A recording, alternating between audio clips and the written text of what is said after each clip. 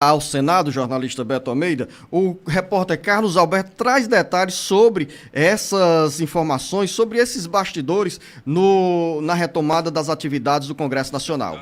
Os deputados federais e senadores voltam nesta semana a Brasília para o início das atividades no Congresso Nacional e enfrentam mais uma polêmica sobre o orçamento secreto, que é caracterizado pela liberação de recursos das emendas parlamentares sem transparência.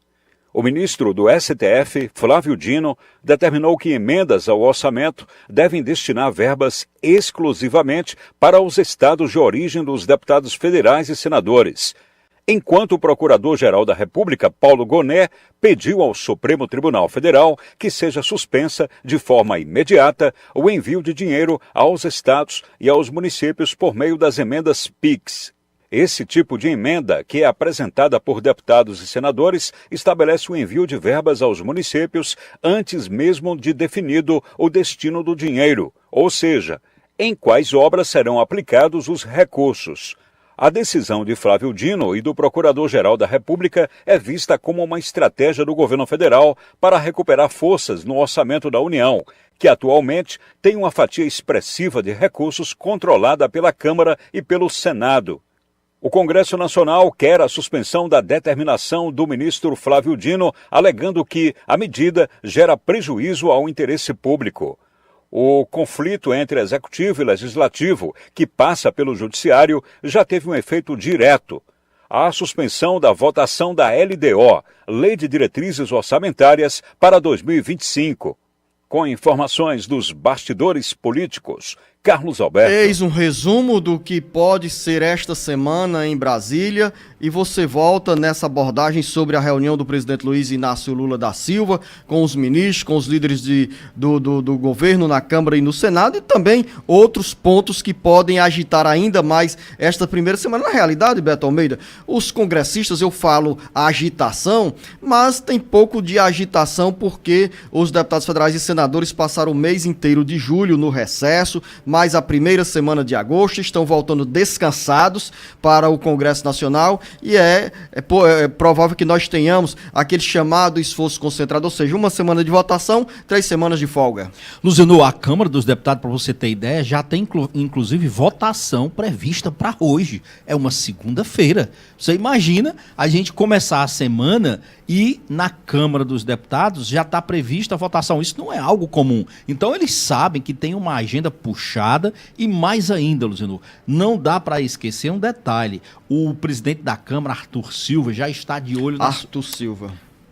Arthur Lira, do ele PP já, de Alagoas. Exatamente. Ele já está, Luziano, hoje preocupado, na realidade, em uma agenda também voltada para a sua própria sucessão na Câmara dos Deputados.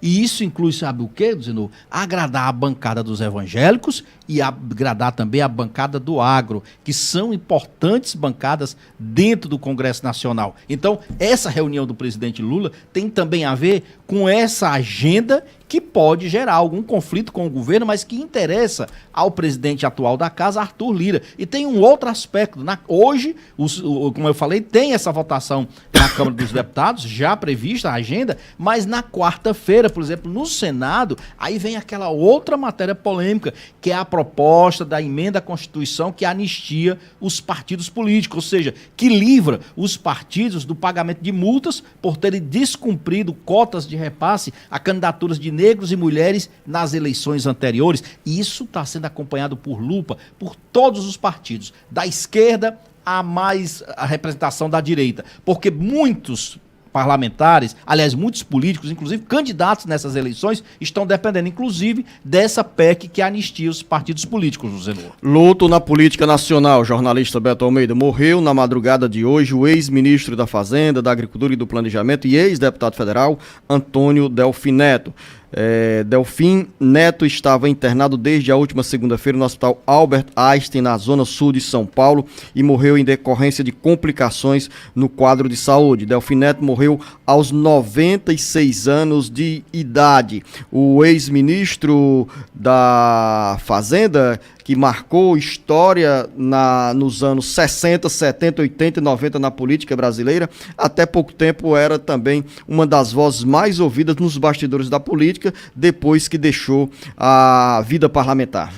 Luciano, ele é um dos homens, um dos economistas que teve um papel assim estratégico no Brasil, eu diria, da ditadura militar para cá. Delfim Neto, inclusive, foi um homem que trabalhou durante a ditadura, auxiliando os generais. Mas, para além dessa questão do período, né, de exceção democrática, ele tem, sim, uma importância, uma relevância muito grande em todo esse processo da vida política brasileira. E, é claro, uma perda dessa, Luciano, nos deixa, sim, com certeza, como um país mais pobre, porque o Delfim Neto, mesmo fora da política, mesmo fora dos holofotes, ele ainda continuava sendo uma figura respeitada e muito consultada por todos.